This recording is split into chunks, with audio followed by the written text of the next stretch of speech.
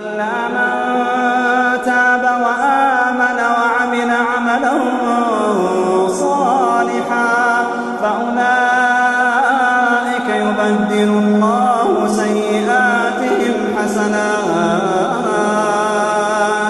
وكان الله غفورا رحيما.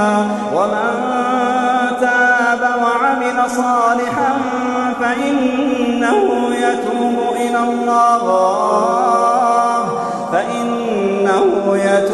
إلى الله متابا. والذين لا يشهدون الزور وإذا مروا باللغو مروا كراما. والذين إذا ذكروا بآيات ربهم لم يخروا عليها صما